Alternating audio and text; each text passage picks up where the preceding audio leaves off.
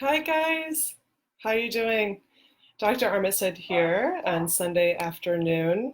Wanted to talk to you guys about pH, what it means, and how it helps keep our immune systems really nice and strong.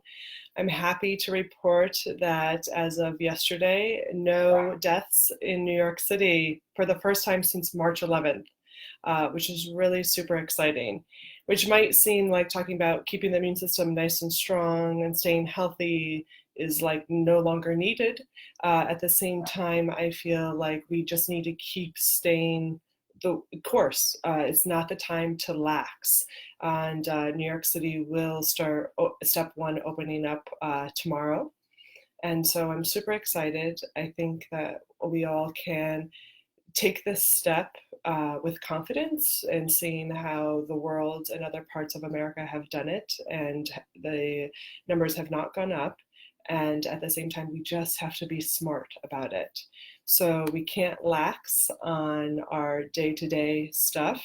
And there's so many other reasons to have good pH in our systems, to not be too acidic, besides it helping with the coronavirus. And so I know about pH. I know about the body being way too acidic because of all the biochemistry going on in the body. At the end of the day, our body produces too many positive ions. And it really does go back to basic uh, biochemistry. And I'm literally looking at the cellular level, and at the atom, you have the positive and the negative well, you have the negative electrons and the positive protons. And when there's chemical reactions in the body, and there's so many going on throughout our bodies in so many different ways, our body day in and day out gets left over with a lot of positive ions. And if it's not balanced out correctly, this leaves our body too acidic. And if acidic acid goes up and we're too acidic, so will the inflammation. And then the inflammation is the root cause of all disease. I don't care if you are suffering from a headache, if you're suffering from stomach cramps or infertility, inflammation is the root cause. And so anything we can do to get rid of inflammation will get the body healthy. The body really truly can heal itself if you give it the right nutrition, if you give it the right environment to do its job. And so giving it the right environment is about having that right balance of pH. And I didn't realize, and I know when you're too acidic, it does lower the immune system, but I didn't realize until now that viruses are specifically are pH sensitive. And so pH medicine really does offer this whole new aspect of staying strong and healthy. And so I also really like high doses of vitamin C, vitamin D. The weather's getting nice now up here in the Northeast, so you can go out, go for long walks, and you really want to be able to prevent. But the pH also is about, it can be helpful with treating. Hi, Steve. Good to see you. And so when looking at the body being too positive, one of the things that we can reach for is baking soda. And it's like, what do we even do with baking soda?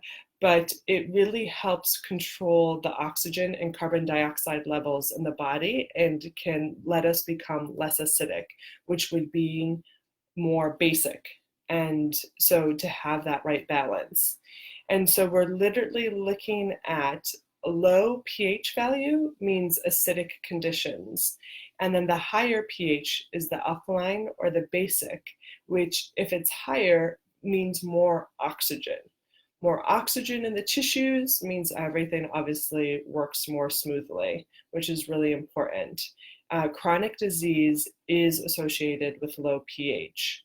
And so there's so many other reasons to have a good pH balance besides just preventing COVID. And so when we look at the positive and negative ions, I want you to go back to the cellular level. And I want you to think about how the body really does so much automatically on its own. It replicates about 230 billion cells a day. That's just like mind blowing. I don't even know how the body keeps up with all of that. And you have to think about old and injured cells getting removed and being replaced with new healthy cells. And when all this replacement keeps going back and forth, the cell has to have a certain charge to it, a voltage, to maintain its optimal level. This voltage is the environment in which it sits in. And that's why being too acidic, it causes issues. That the flow of cells going from old and the injured ones going out and then the new ones being reproduced, all of that just slows down. And so pH is measured on a scale from 1 to 14. 1 is highly acidic and is a low voltage state, right? So the cell doesn't have the right environment that it wants. And that high pH reading is highly alkaline and it's a high voltage state. And it's the amount of oxygen in the cells that determines the voltage. Okay, I want you to think of all this oxygen going around being a different type of charge to the body.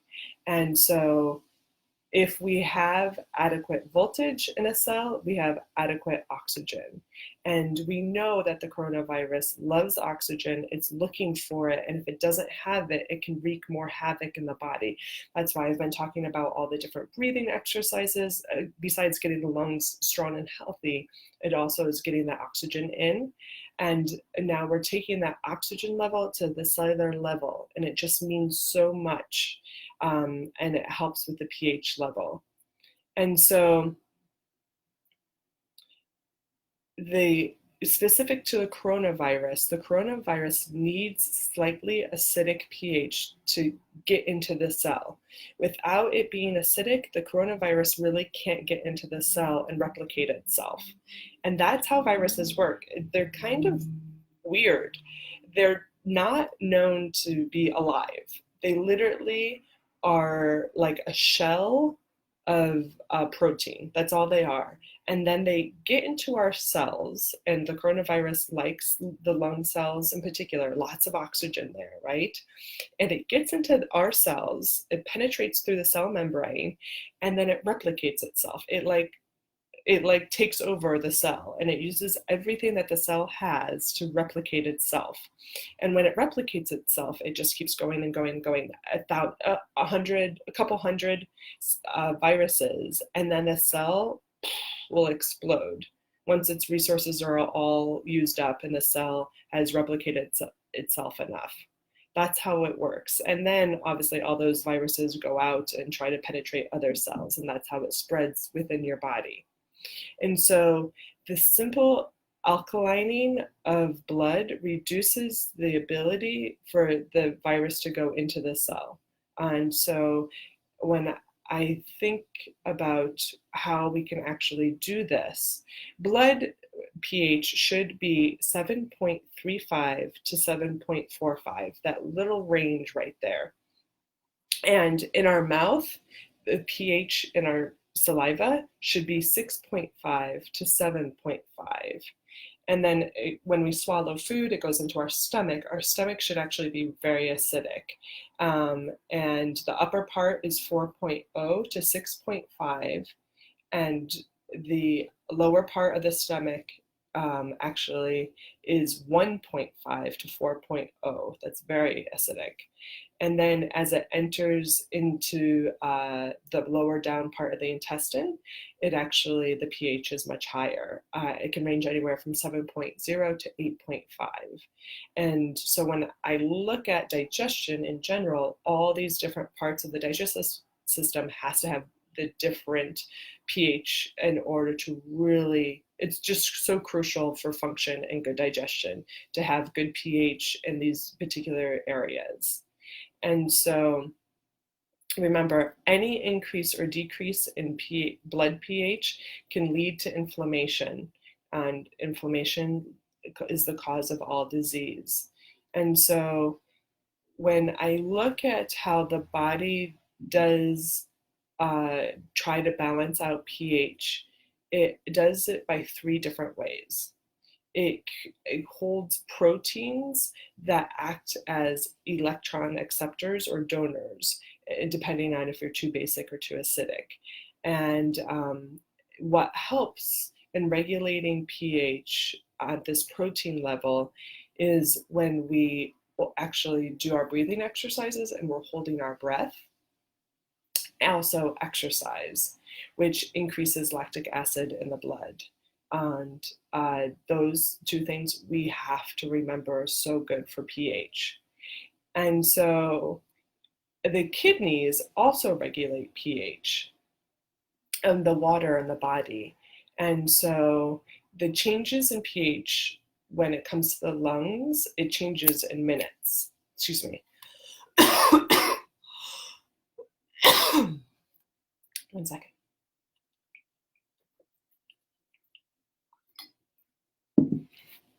And we can change our pH with using breath, and it happens within seconds. And the kidneys, when they regulate pH of water in the body, it actually takes a while, days to change the pH. And if the acidity of the fluid is high, then the kidney actually gets rid of the positive ions. And then if they need it the opposite way, then it'll hold the positive ions. And we have to be careful. And another way to test pH, you can actually buy pH strips just at the CVS, the local pharmacy, and you can pee on it. You can also do your saliva, and you can also do your urine pH to see if it's more about digestion, or if it's the urine sample, then if it's more about helping support the kidneys. And so when we have issues, metabolic, being too acidic, and it being a kidney issue, it actually can be more about blood sugar and having diabetes or blood sensitivities, or it can be about actually having too high cholesterol, or it could be about having too much lactic acid in the body, which can not be from just too much exercise, but also chronic alcohol use. Any type of cancer would cause this, too much lactic acid buildup, or liver issues. And so those are just different ways to look at the body and to help support being too acidic. When we are too acidic and we have too many positive ions, one of the quickest, easiest things to do actually is earthing or grounding. And in this aspect, when you're walking outside, this is grounding or earthing. And you want to walk outside somewhere safe. Hopefully you have a backyard, and without any shoes or socks on. So your skin is actually touching the earth, and you will get the negative ions from the earth. So the earth just naturally has all these negative ions, and we will actually absorb the ions, and it'll help balance out our positive ions. So then we're not so electrically charged, we won't be so acidic. And it would be about 10 minutes every day. And so that daily is needed. Drinking lots of water can help with us being less acidic. And one of the best things that we can eat that's very alkalining is any type of dark green leafy vegetables, kale, spinach. There's lots of green powders that can be easily put in smoothies. That would be easy as well. And so lots of water. And actually, if we add lemon to the water, which we think of lemon as sour and acidic, but it actually, when it hits the stomach, it's very alkalining to us, which is the opposite than what we would think. So add lemon to water, green powder, or eat your greens. Juicing would be really good as well. and earthing. Besides going and walking outside, which actually is hard for my New Yorkers, there are earthing sheets, and you would literally, you plug them into the wall, and the electrical charge from the wall creates the negative ions that you can sleep with, or you can have under your desk all day.